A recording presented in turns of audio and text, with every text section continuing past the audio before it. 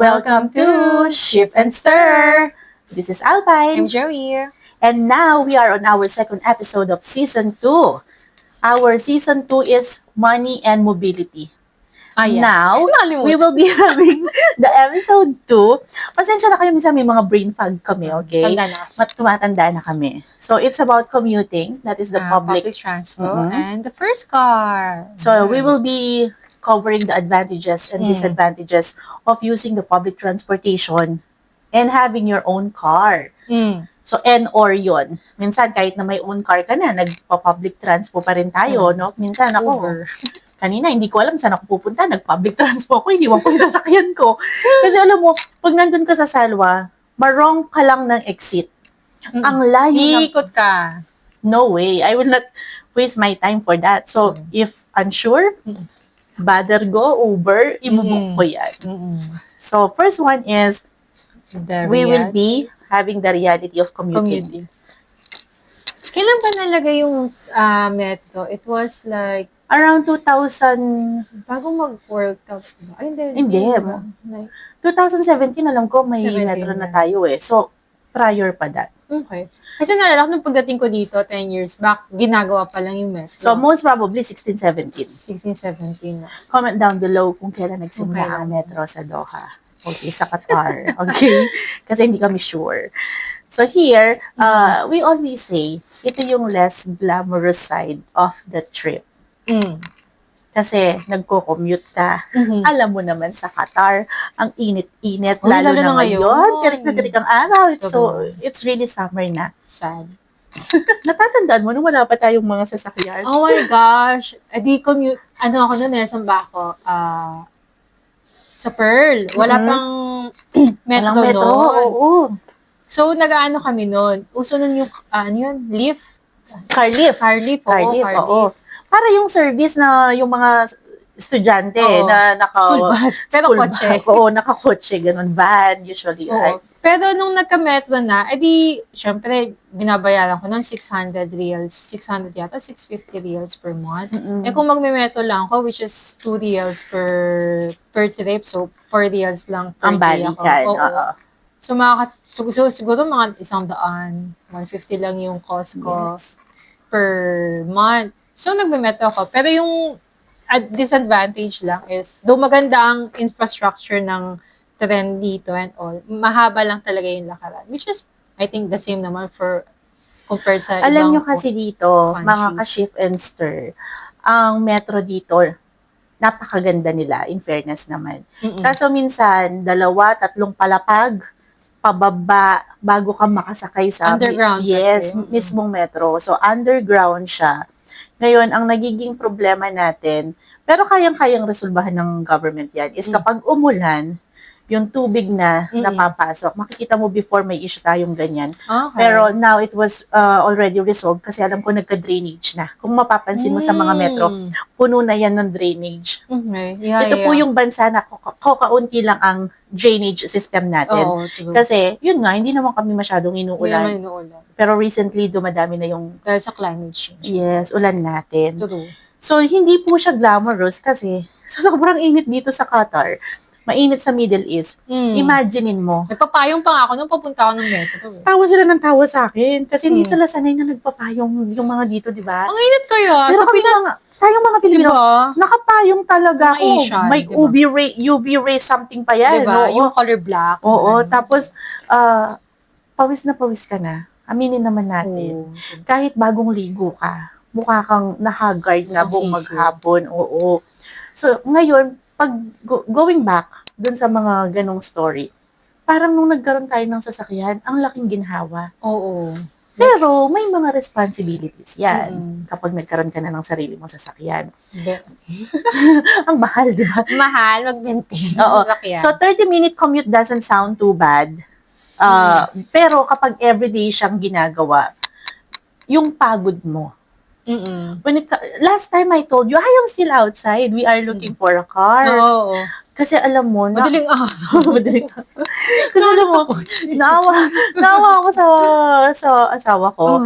It's because, naoperahan kasi siya sa spine before. Oo. And I don't want him to, kasi yung lakad, Jo, mahalaga yun pagdating dun sa operation niya sa likod eh. Ayoko siyang masyadong naglalakad. Tapos, pagdating niya sa work, pagod na siya. Oo. No? Ang layo ng metro dun sa Lagi work ba siya niya. nakatayo sa work? Nakatayo talaga sila. Kasi nasa bar station barista siya nga eh. pala siya. Oo. So, ang ginagawa ko, minsan, totoo, susunduin ko na lang siya ng gabi para makakatipid siya sa lakad. To the point na na-realize namin it's about time na kumuha ng pangalawang sasakyan para sa kanya. How do you make that time count? Nung nagko-commute tayo, pakinig tayo ng music, maybe ng podcast. Nanonood ng kung ano-ano sa YouTube. Ako, panay kong ginagawa is nakikinig ako sa podcast or nagbabasa ako ng ebook. Parang Kindle.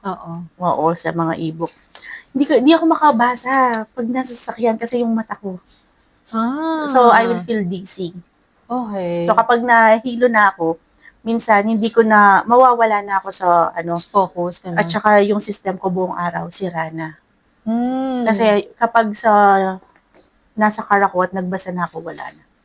Kaya yung mga nagchat-chat sa akin, pag nagdadrive ako or nagko-commute ako or anything, hindi ko talaga bubukusan yan. Tawagan nyo na lang siya. Tawagan nyo na lang po ako, guys. Okay? And then, the next one is, sometimes, kapag nagko-commute ka, dahil mag-isa ka na lang, wala namang kakausap sa'yo. Are you enjoying it like your personal space mo na to?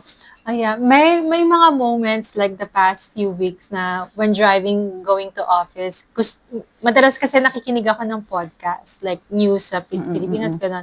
Pero some days, gusto ko wala, tahimik lang. Yung natural sound lang ng ingay ng kotse or sa labas. Or minsan, gusto ko lang mag-emote. Iyak ako. Gusto ko yan. Gusto ko na long drive. Ako lang mag-isa. Mag-emote ko, iyak ako. Ganyan. Minsan, gagawin ko rin yan. Drive ka papuntang Pearl or Lucille. Ay, alam mo, minsan, or si Mais mo, Fuairit. Parang, actually, eto na yon papunta na ako sa Fuairit. Hindi kami okay. Parang nagtampo-tampo yata ako. Napadrive ako ng malayo. Ng asawa mo? Oo. Napapunta akong Alcor. Ay. Yes, I took the interchange ng Lucille. Instead na papasok lang ako ng Lucille, mag-e-emote ako dun sa harap ng dagat at mag-picture-picture sa Crescent. Ay, iba yung napasukan kong daan. Ayun na po yung sinasabi ko. Dito sa Qatar, kapag nagkamali ka ng daan sa ibang planeta ka mabubuda. Saka from there, dire-diretso ka na. Mahirap ka nang lumiko. Hindi na ako makakaliko. Anong gagawin ko? Galit pa ako. Yung pride ko, ang taas-taas ng time na yun. Sige, nakaabot ako ng Alcor. Maganda sa Alcor? Sa galit ko. Tapos baguhan pa lang nun ako. Okay. So, kinubahan ka, gano'n? Medyo kabado ako, pero hindi ako maka-back out. Kasi nga, ang taas ng pride ko nung oras na yun. So, pinanindigan? Paninindigan ko talaga siya. O yun, nakapag-long drive ako. It's around like, balikan, naka 81 kilometers ako. Parang break-in na ni Sparky. So, yun, diba? kapag hindi ka okay, yun ang positive ng may sarili ka sasakyan. Layas ka. Nung wala akong sasakyan, lalabas ako, lakad lang ako ng lakad kung saan. Kasi yung harap ng bahay namin, may park. Okay. So, nandun lang ako sa exercise na rin. Maganda na yung kapag nagko-commute ka, exercise. Napansin ko nun, kasi medyo fit ako nun kapag nagko-commute. So, ngayon, hindi na tayo siya. Unfit na. Speaking, ayun. Kapag kayo'y, kanina pa namin binabanggit ang metro. Dito po, we have Metro Card. Ayan. Ang Metro Card na to, alam mo, Diyos ko, parang... Tap lang siya, tap. Parang sa Pinas, di ba? Ano yung beep card? Hindi ko lang eh. Sa Martin pa. Hindi kasi nagko-commute sa Pinas. Hindi naman ako maalis sa Pinas. Nandun ako sa Pampanga. Beep card sa MRT. LRT. Alam mo, pag nakikita ko yung Metro Card, tapos kung nasan na tayo ngayon, ang sarap lang balikan. Kasi dati magmo-Mall of Qatar kami. Talagang nagme-Metro Link pa kami. Tapos magme-Metro ka. Ang layo ng lalakaran mo. Ang layo nga ng lakarin ko. Tapos, ang sakit na ng paa mo. Hindi ka na makapag-shop. Kasi, aray ko, yung paa ko masakit na. Oo. Ang layo ng lalakaran. Tapos ngayon, nakasasakyan na tayo. Yung comfort na binibigay ng our first car, iba. Kahit na may gastos na kaakibat, yung comfort mo, iba. may sense of fulfillment, no? Na I've made I've it. made it. Adult na ako. Oo, alam mo, lagi namin pinag-uusapan kapag naglo-long drive kami, tapos sasabihin namin, uy, pumupunta tayo dati dyan, naka-taxi, pumupunta tayo dyan dati, naka-metro lang. Tapos iisipin mo, di ba dati hindi tayo makalipat ng ibang mall kasi sayang yung pamasahe ng taxi. So magtitiis ka na lang kung saang first mall ka napunta. Okay. Pero ngayon, But it's nice to have that kind of conversation because you are progressing. actually, Succeeding in your another life. person, bago ako nagkasasakyan, meron akong malapit na kaibigan, Kapampangan din siya, from Santo Tomas, Jay Clarino, shout out, at kay Ate Sheng, yung asawa niya. Okay. Isipin mo, sabi niya sa akin, alam mo, Soy, di ba Kapampangan? Soy, Soy. Alam mo, Soy, dati, nagtataksi lang kami papunta dito. Tapos lalakarin namin lahat yan. Ngayon, nasa The Pearl na ako, nakasasakyan na ako. Alam mo kung gaano ako kasaya para sa kanya, na nasaan ka, susunduin ka namin. Tapos, they will let you feel or experience na hindi na tayo magko-commute ngayon. Tapos, nung ikaw na yung nagkaroon ng sariling sasakyan, lahat ng gusto mong isakay, sinasakay mo. Kasi alam mo yung pakiramdam na nagko-commute, maghihintay ka sa initan and all these things, no? Oo. Hirap pa naman ngayon ng init. Ayan na, papunta na dyan. The emotional first car. There's something unforgettable about your first car. I mean, kami Hindi siya pwedeng, hindi naman laging perfect yung car na mabibili mo, hindi siya laging high-end, or maybe it rattled a bit, or sometimes the AC will give you a little, di ka gumagana. And then, marirealize mo, okay lang yan, kasi it's mine. May ownership, no? Oo, first purchase eh. How about you? Yeah. Though hindi naman kayo bumili ng brand new car, second hand lang siya. Pero, nung nagkakotse ako, lalo na nag-work ako sa Peninsula noon, and a lot ng mga events ay sa mga hotels, like Park Hyatt, basta sa mga bandang Katara, Dr. West Bay. Yung metro noon, dapat ako noon kasi 1 hour before the event. Dapat nandun ka na, syempre. Hindi, dapat magko-commute na ako. Commute ka pa? Magko-commute pa ako. Maaga ka. Maaga nga, 1 hour before. Sige. So, nakakarating ako doon mga 15 minutes or 10 minutes before the event starts. So, nung nagkakotse, parang ang bilis na lang like 15-20 minutes, mag-drive na There you go. Diba? That is equivalent to freedom. Yung hindi mo na kailangang maghintay, hawak mo yung sarili mong oras, pupuntahan mo yung gusto mong hindi ko na-realize puntahan. So, that is about your freedom. Hindi ka na nakasalalay sa taxi, kung maaga ba siyang darating, yung application mo, naghahang na, wala kang internet, wala nang ganon. It's because you own the vehicle. At dadalhin ka niya kung saan mo gustong pumunta. Ganda. So, nung una kang nagkaroon ng sasakyan, saan ka nag-long drive? Saan mo binrake in ang sasakyan mo? Wala ko namang break-in. Ay, pero sa Pinas, nung nagkasasakyan ako, ay hindi, binrake ko ba yun? Yung kapatid ko. Yung kapatid ko yata nag-break-in. Hindi, punta kami ng Subic. Nag-Subic kami noon. Ako nga, dahil nga noon, bago si Sparky, yung galit ko, yun yung break-in. Yung alcohol. Napunta akong alcohol. 2 beses nangyari yun sa buisit ko. So, alcohol pa lang. Yung una galit ko sa asawa ko, yung pangalawa, inis ko sa trabaho ko. Nag-ocular na lang ako ng kung sa pwedeng mag-team building para mailabas ko yung, ay nako, umalis ka dyan sa lugar na yan para, you need to breathe. Totoo. Ngayon, si Sparky ang kasama ko sa galit ko, sa tuwa ko, when I fall down, when I stand up again. Kasama ko si Sparky. Lagi ko siyang kinakausap pag ako alas, Spark, isang araw na naman ang habon ng buhay. Huwag kang bibitaw sa akin kung saan man tayo pupunta. Are you talking to your car? Hindi. So, na-weirdan tuloy ako sa sarili ko kasi kinakausap ko siya. Hindi, which is, I mean, hindi naman siya weird. Pero siguro yung mga, I don't know, baka may halos mga lalaki siguro ginagawa. I don't know. Alam mo yung anak ko? Yung mga racer, ganun, di ba? Si Thea tsaka ako, kinakausap namin. Sabi ko, sige, hindi na kita bibigyan ng kapatid. Ang kapatid mo na lang, si Sparky. Tapos ngayon, tawag niya, nasan yung batang yun? Sabi niya, pero si Sparky lang yan. Yung batang yun. Yung sasakyan na yun. Tapos, alam mo yun, kakausapin ko siya. Pag nagalusan siya, ikaw, hindi ka na naman umiwas. Akala mo talagang makakaiwas siya. Sinong gumawa sa'yo niyan? Alam mo kapag may damage, ang sakit. Napipil mo ba yung sakit? Pag nakita mo na may scratch, may dent, or anything. Nung una, praning na praning ako. Dahil naka-under siya ng insurance, tawag ako dyan. may damage ang sasakyan. Hello, Mazda, puntahan nyo ako, ganyan. O sige, madam, dalhin mo na sa garage, ganyan. Ayusin. Pagdating nila sa garage, tawa sila ng tawa. Madam, hindi nga namin makita yung damage. Sabi ko, first car kasi. So, may emotional attachments. Kaya ganun ko siya inaalagaan. Pero yung mga Pilipino naturally is maalaga sa kotse, di ba? The reason why, dito sa Qatar po, kapag nagbebenta kayo ng sasakyan nyo, o second hand yan, pangatlo, pangapat na gamit na, mahalaga na ilagay mo, Filipino-owned. Oo, kasi kahit yung asawa ko sinabi na, uy, dapat Filipino-owned. Kasi maalaga talaga sila sa kotse. Una sa lahat, mga ka-ship and seal, mabango ang kotse ng mga Pilipino. Hindi ang may usok. Hindi sila nagyoyosi sa loob. Pero yung kadalasan dito sa ibang lahi, talagang wala silang pakinom. Tapos yung usok yung sa taas ng Anyway, what is your suggestion or what is your stand here? To rent or to buy? Well, if you have the money, it depends naman sa situation mo. Kung you will be staying here for like 6 months, then it's better for you to rent a car. Pero if you're... Kung kagaya natin, na mukhang magtatagal tayo. Oo, edi bumili ka na lang ng kotse mo. Dito kasi... invest well. Yes.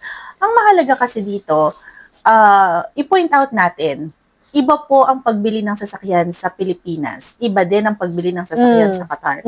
Mas madali dito, hindi ba? Feeling ko lang. Kasi walang masyadong paperworks. That's number 1. Tapos, ang daming bangko and financing houses or firms na tutulong sa'yo para maaprubahan ng loan mo. Pangalawa, yung petrol natin, mura. Magkano full tank mo? First time pa lang ako nag-full tank na talagang sinasaid ko sa empty, hindi ko ginagawa yon. Pagbaba ko ng 150 kilometers, praning ang lola mo. Natataranta na ako sa 150. Ay, nako. Ma-numbers ka, no? Ako, basta kapag malapit na siya mag-E, never ko na-experience yan. Yung mga sumasakay sa akin, nakikita nila akong medyo nagpapanik na kapag 150 na, hindi na ako mapalagay. Where's the nearest petrol station? Nasa ng Wukod? Ganun ako. Never siyang bumaba sa 150. Wala pa akong experience na bumaba sa 150. Ipo-full tank ko na kaagad siya. Kasi sa trabaho ko, minsan, sa malayo ako mapupunta. Tapos walang petrol station, mangangarag ako sa daan. Hindi ako komportable, mawawala na ako sa focus sa meeting ko. So, lagi siyang full tank. Okay. Na hindi ko magawa-gawa sa Pilipinas kasi ang mahal ng petrol sa Pilipinas. So, sa Pilipinas, hanggang 2,000, 1,500 ka lang maglagay ng petrol. No? Tapos, dito, anytime pwede mo siyang ipa-full tank kasi nga, mas mura. Mas mura yung gasolina. Yes. Lesson your first car teaches you. Sa budget. Wala talaga ako dito. Hindi ako nagbabudget. Ayan nga. Kaya kapag yung asawa ko pera, either lagi niyang pinapaubaya sa asawa niya. Kapag naman department niya yun. Finance department si husband. Dito naman sa podcast namin, ikaw department yun. ko naman po ang budgeting. So, when it comes to fuel, in 1 month, how much you're spending in Qatari Riyal? So, every week, nagpapa-full tank ako. So, usually, full tank is 80. So, say, 300 to pareho tayo. 300. Yes. Sa car wash naman, kasi sa building namin, meron laging naglilinis. So, 100 TLs per month yun.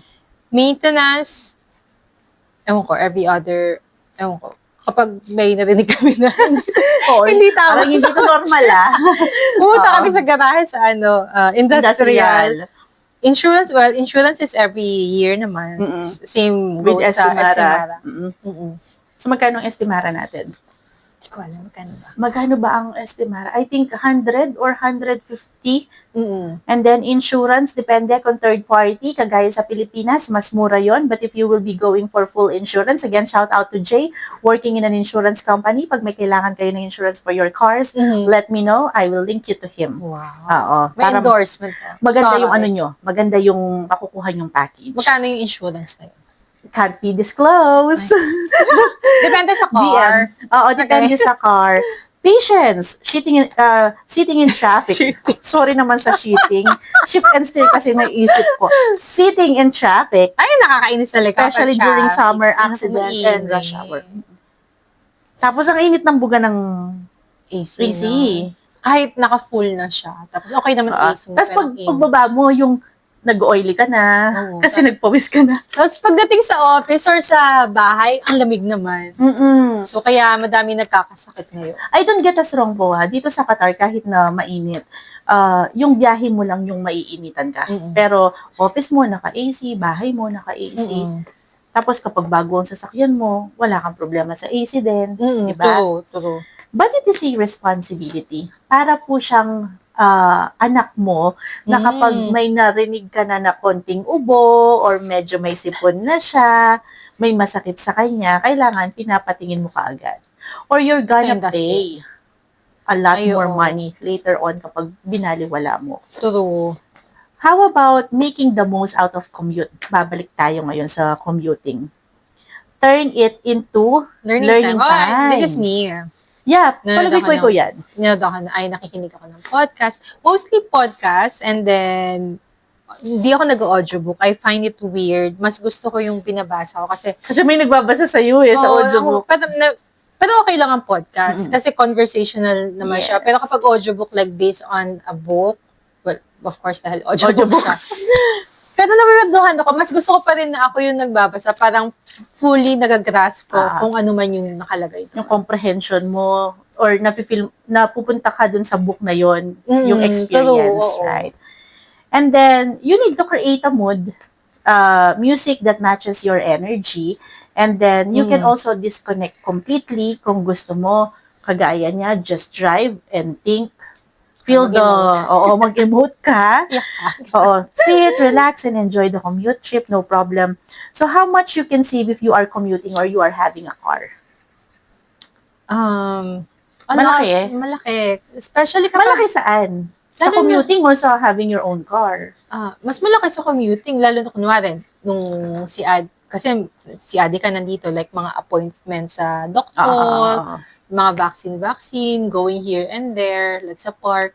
So, mas nakakatipid kapag may sarili ka. Saka ilan kayo? 3, 4 kami. So, mas makakatipid talaga. Okay. Sa amin, gawin natin sa ibang tao. Doon sa hobby ko, mas makakatipid siya kapag nagme-metro siya. Okay. Kasi 2 real, 4 real, 4 times 26. Yun lang yung gastos mo for transportation. Pero, kung meron kang condition or something na kailangan mong alagaan, kagaya niya, hindi siya pwedeng lakad ng lakad palagi, mas convenient na meron kang sasakyan. Sinasabi ko sa kanya, get ready may insurance yan, may estimara renewal yan, ang renewal pa ng lisensya mo, sabi ko, ang maintenance pa niyan, sabi ko sa kanya. So, you need to be ready. Yung pagkuha ng sasakyan or pag-own ng sasakyan, hindi lang siya just because, gusto kong magkasasakyan. Let me drive around. Diba? At show off ko yung sasakyan ko. No, hindi. Malaki yung gastos ng sasakyan. And, nalala ko, mahal talaga ng gastos sa sasakyan. yes. Pero alam mo, nalala ko nun, kasi yung first investment ko sa Pilipinas, and I'm very proud of it. Sasakyan. And gamit ni mama ni kapatid ko. Hindi kapatid. nagdadrive si mama. Yung kapatid ko, it was 16 yata. No, hindi 16 or 17 or 18. 2018. Kailan ba nagka-COVID? 2020. 2020. Last part of 2019, like around December, going to the entire full year of 2020, we recovered in 2021. Okay, so a year or 2 years before nun, nabili ko yung sasakyan. So, 18. Okay. So, si kapatid ko nun, medtech siya sa isang government hospital sa Bacolod. Sa Bacolod yun. Okay. Saka mahirap mag-commute nun kasi parang... Bacolor, Pampanga. So, sa San Fernando, parang Ay, dalawa. Sinabi mo pa. Dalawa yung jeep. Tapos ang haba pa. So, from Telebastagan to intersection. Sa Telebastagan kayo? 1 hour, commute yun. Tapos another... Papasok pa siya ng Bacolor. Tapos sa loob pa yung government hospital. Kasi parang district hospital. So, nakalimutan ko. Tapos, so, bumili ako ng kotse nun. Kasama ko siya nung, di ba kapag may brand new car ka, pupunta ka sa mismong, anong tawag doon? Doon sa showroom. Sa showroom. Tapos may bibigay ng malaking, susi. Wow. May ganun ka? May ganun ako. May ganun ako sa phone. Pero hindi ko pinost sa Facebook. Hindi ko rin pinost. Naiya ako. Natatawa lang ako sa pet ko pa nun. Anyway.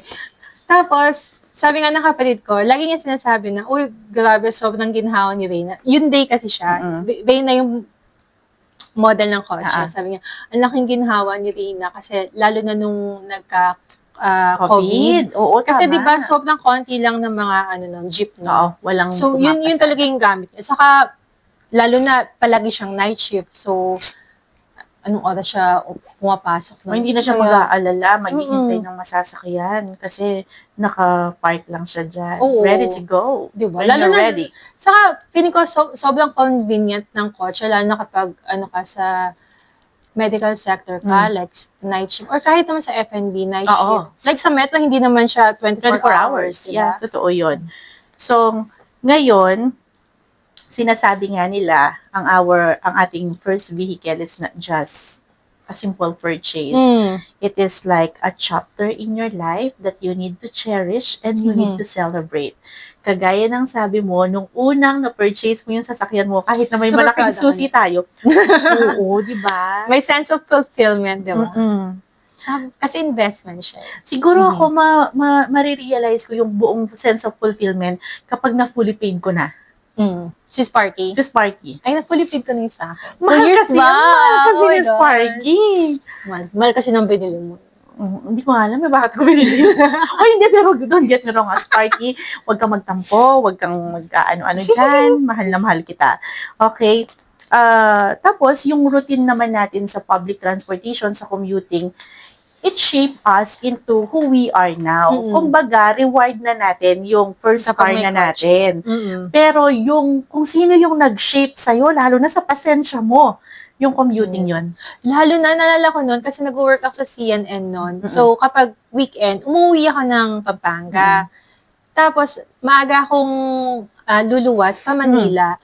Tapos, yung haba ng linya sa MRT, grabe. Knowing Pilipinas.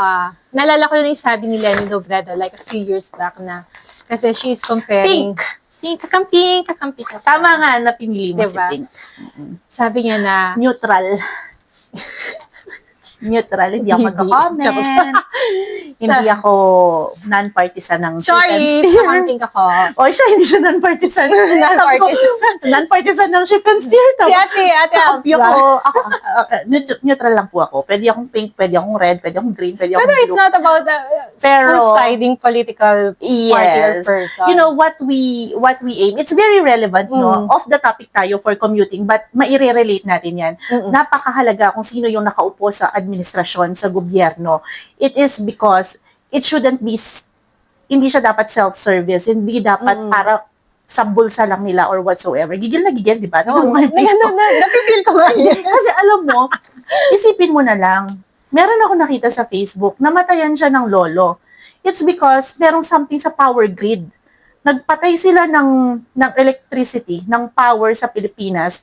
Yung lolo niya may asthma at parang nagre-rely na lang siya.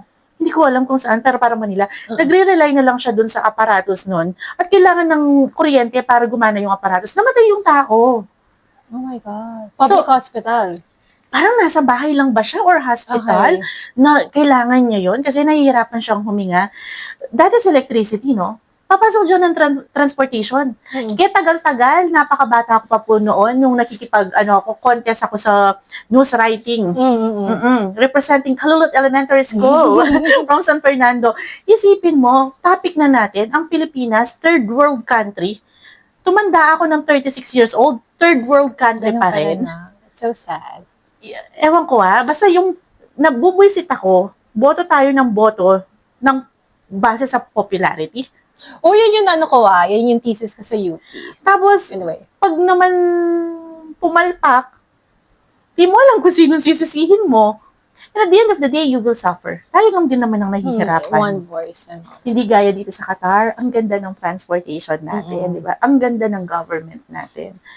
Sana all. Hindi, alam mo, hindi ako mawawalan ng pag-asa that one day, sana lahat maging matalino sa pagboto. And also, select wise. Magkakaroon na ng election, di ba? Oo. Kailan ba? 2 years? 2028. Yeah. Palitan natin ang mga dapat palitan. At Mga senador nyo, yung binoto yung number 1. Naku talaga. Uy, ano ka ba? Syunga. Uy, baka mabash tayo. Sino ba number 1 senator? Hindi ko na sasabihin. Ay, nako, nakaka-irate. Wala akong basta ako, non-partisan. Non-partisan. Hindi, alam nyo, hindi, totoo po yun. May magandang topic yan for the election. Alam mo, ito, hahaba tayo ng mga 1-2 minutes dito. Ang nakakainis po kasi, kami, or maraming Pilipino, nag-aaral tayo ng mabuti. Nagma-masters pa nga tayo eh. Papunta na nga ako ng doctorate eh. Pero hindi ako mahabol ng posisyon dyan sa gobyerno, ha? Pero yung mga habol sa mga gobyerno hindi, alam mo, hindi ko alam kung anong qualification talagang kailangan natin iset para, guys, wake up. Pilipinos, mga kababayan, gising po tayo. Alam mo, magbabackfire sa atin to. Kasi sasabihin nila, bakit kayo nandyan? Why don't you serve the country? I get that a lot. Kaya ako nandito, kasi nawawalan na po ako ng pag-asa sa bayan ko. Pero yung dasal ko na sana maging maayos pa rin ang Pilipinas, hindi nawawala sa akin yun. I think it will happen someday. Alam mo, feeling ko, maybe after 10-15 years. Cycle yan. I-imaginein mo, no? Kung yung nanalo, tuwid, ipoprototype mo yan kay Vico Soto.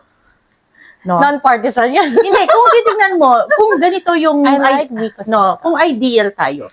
Vico Soto, kung nasa tamang edad lang siya at makakahabol na siya, tapos susundan siya ng another Vico Soto. Nakikita mo kung paano nila isusustain ang Pilipinas. Imagine na, si Vico Soto, nanalo yan. International na awardan yan. Oh, diba? Isa siya sa mga mayors or politician na nanalo. Magkano yung... Sa good governance yan, diba? Oo, magkano yung reward niya. Nakinabang Pasig. Magkano yung $1 million? Oo. Basta million siya. Oo, dollars yata yun. Oo. Imagine mo yun. Lipat na ang Pasig. Ay, tapos na pala, last term na pala niya ngayon. Kaya nga, hindi na siya makahabol ng Magpa-professor na daw siya. Mag-stop daw siya sa... Saan ba? Lasal ba, Ateneo? Ticol. Basta parang nagtuturo Pero siya dati. Ateneo siya. Baka Ateneo Baka din. mag-Ateneo. So, yun ay pwede naming ikabash and we are okay lang po. Bahala kayo. Ang sinasabi lang po namin, bumoto tayo ng maayos sa darating na election sa 2028. Hindi porke matamis ang sinasabi, matamis ang dila, yun ang nararapat. Hindi kayo Natatawa So, i-close na nga natin tong episode na to. Politics. Hindi, alam mo, deserve ng mga Pilipino ang maayos na transportation system. True. Deserve ng mga Pilipino ang maayos na education. Yung hindi binubulsa at ginagastos ang ilang milyon yan in 2 days. Tapos, mahalaga din na ang Pilipinas ay mayroong magandang healthcare system. Ay, another thing, healthcare. Di ba? Hindi tayo pwedeng gawa-gawa tayo ng mga project para may maibulsa tayo, no? Gastos ng tax, tapos yung tax, no? saan napupunta? Sa bulsa? Isa na nga natin to. So again, piece of advice, in the morning, you can reset yourself and prepare. Pwede kang makinig sa mga magpapa-pump up sa'yo. Pwedeng music or inspirational na, alam mo, lagi kong pinapatugtog, goodness of God. Or start with a prayer. I always start with a prayer. So nasa goodness of God ako.